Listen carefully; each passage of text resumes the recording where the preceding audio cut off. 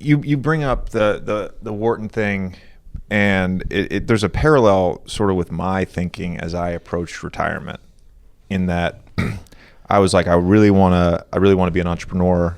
I really want to do something outside of basketball. I don't want to get sort of stuck in this lane that a lot of ex-players get stuck in, where they're just like front office, coaching, media, right?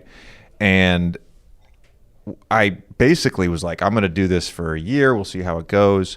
And what I've realized this year, and I'm curious if you've felt this over the last 23 years, but what I've realized this year is that doing this has allowed me to be close to the game. I realized in retirement just how much I loved basketball.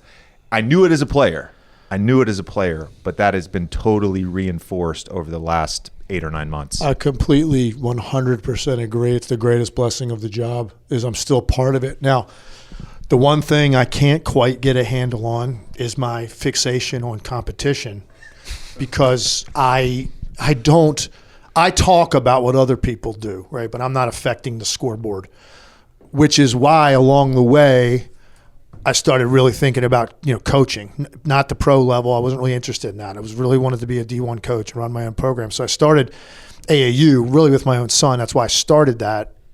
But then I realized this is a great way to make inroads in that world, get connections in the recruiting world, be seen doing it by the right people, and coach my guys the right way. We didn't look like a typical AAU team. Like I had a group of guys, a core group that I coached for literally 7 years. I mean, it was drop out a little bit. I added a different level player at that 14 year, which changed our whole program. But for the most part, it was that same core group. And these are kids I met at 10 at my basketball camp, some of these kids.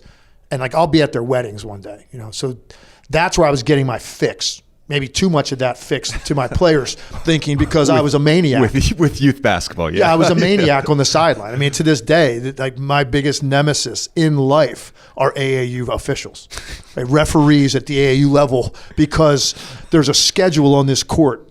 There's 6 games are going to be played on this court today, which means it's prison rules like the entire time. We're not blowing the whistle on anything, right? And it's fine if you got 3, 6, 10 guys on the front line. I didn't. So it was like, no, I need that call.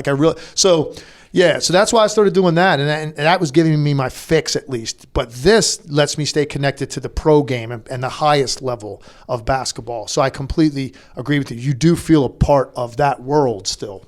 You mentioned you were doing a little bit of this when you were still playing. What did that mean at that point? So here's what that meant. And actually, it's funny to think about the names I'm going to throw out right now, where they were at their careers at that time in Washington. So I'm in Washington, and that's when I had my best years. And I'm there, and Tony Kornheiser was just a columnist for the Post, and he had a radio show.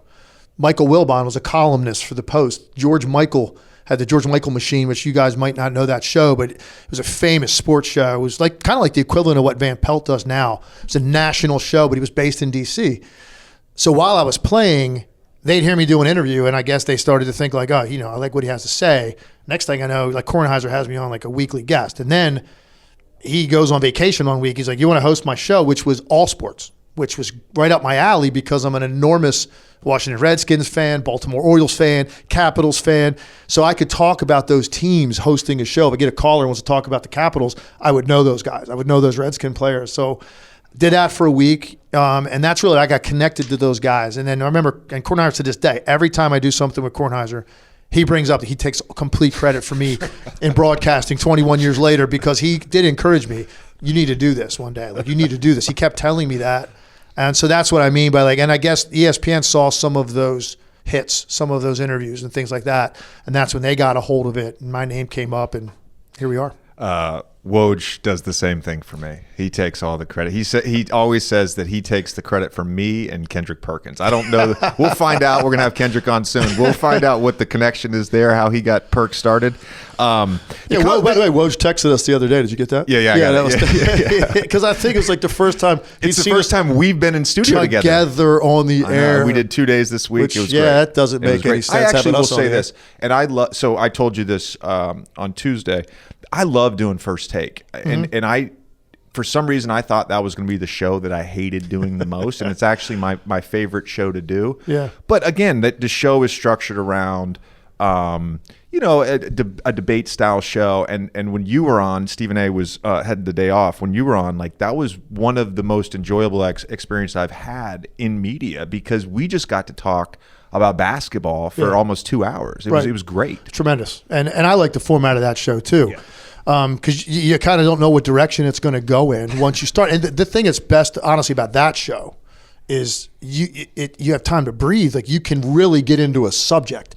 And if they've got something carved out for 12 minutes and it ends up being incredible, the conversation where it goes, we come out of break, we're going to do 12 more on it. Yep. And, because normally a lot of the stuff we do, you're going to go on, do a Sports Center hit, or you're going to do NBA Today, whatever it may be. It's going to be a 3-minute segment, and you got to get in tight, make your point, get the meat, and then get out, and that's pretty much it. That show, it's one of the reasons I love radio format. And I host on Sirius XM NBA Radio at least a couple days a week. I host shows, and that's the same thing. You might find a topic that's half your show that day for 3 hours because people are hot on that topic, and it's just, I don't know, man. You can really, I think it allows you to really show your intellect and how much you know about this particular topic. I think you brought up such a great point about what makes that show so good, in that you don't know what's going to happen. In all the other shows, you are so limited, and a lot of it is by time. Let's be very clear on that. You're in a certain block. There's 3 other people on a show with you. You might get 30 seconds on an answer. It may or may not come back to you. But there's something that's very organic about First Take. And there's been a couple times in the last couple weeks where, people have texted me and like, you woke up and chose violence today. And the reality is, I did not wake up and choose violence. Yesterday it just happened on the show. You did wake up and choose it's not. Like, people were texting me yesterday, and I'm like, with Mad Dog? I did not know that he was in the green room when it happened. Yeah. And I came back, and I was like, oh my God, what just happened? I know. And I didn't. I had to go. I did a couple other hits, so I didn't see your exchange with him until later that afternoon when I actually saw it replayed, and I was like, oh, damn, that's why JJ came in the room like that. Like, literally, like, he gave me one of these, like, grabbed a water bottle and sipped on some water and turned around, and I saw you decompressing in the hallway. It was tremendous. Yes, I had to. It was major decompression there.